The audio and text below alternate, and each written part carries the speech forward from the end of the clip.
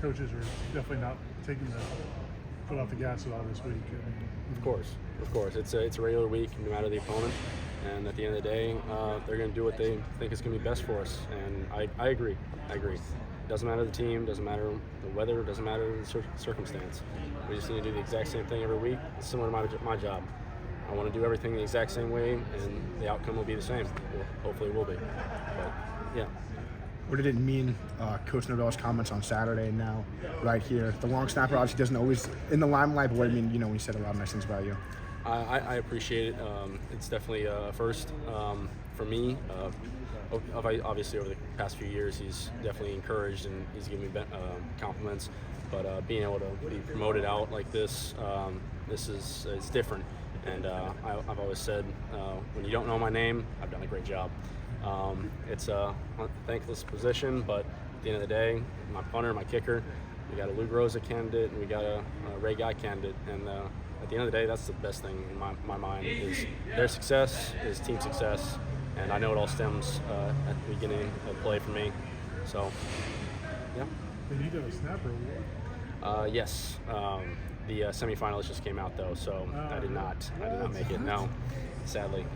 But at the end of the day, I know my skill set, I know my talents, and it shows with how my kicker and my punter are doing. So can't be mad at that. You guys have your group has played well all year. Of But a course. game like that on that stage, like how much fun was that? It was a lot of fun. It definitely ranks up there with some of my favorite atmospheres, favorite games. Play in the Superdome with LSU and big powerhouses over the past few years. The atmosphere is always there, and Miami is no different. And I really enjoy the stage that Coach and this team have been able to set. So. And you guys playing such a big role in the win. Of course. I think we've had at least 1 to 2 field goals almost every single game, and definitely when it came to BC or maybe 1 or 2 other games, it came down to those fine points, momentum swings. Definitely a big part of it. So for some of us that don't know about long snapping, kind of peek behind the curtain, what's the technique that goes into it? What makes a good long snapper from a great long snapper? Things like that you try to work on a day-to-day basis. I'll give you the more abbreviated version because there's we did a 30, almost an hour long session a little while back, and I still didn't hit on everything. But for me, I focus on spiral, speed, location, and consistency. Those 4 main areas for me, they're the biggest parts, and as long as I hit those 4, my job's good. At the end of the day, at this level, consistency is the name of the game.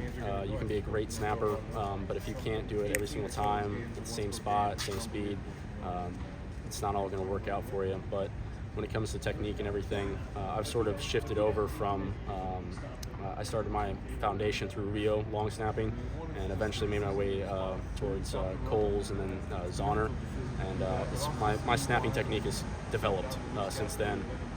Rubio is a great foundation for everything, especially for the guys who don't have the physique at that young age.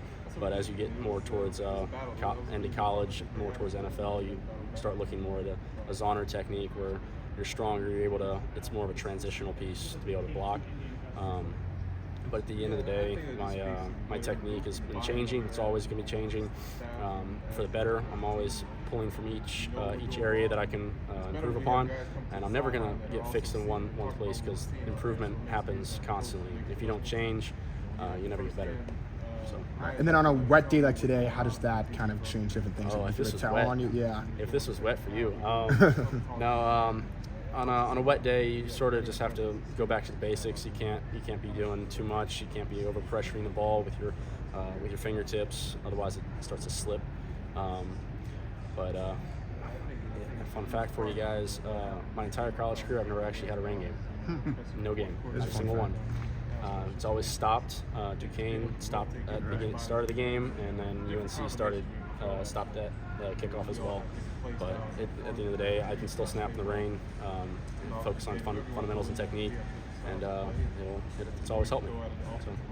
How have you seen Alex kind of adapt to the American college game and also just develop all these various techniques as far as his various punts and able to pin teams deep?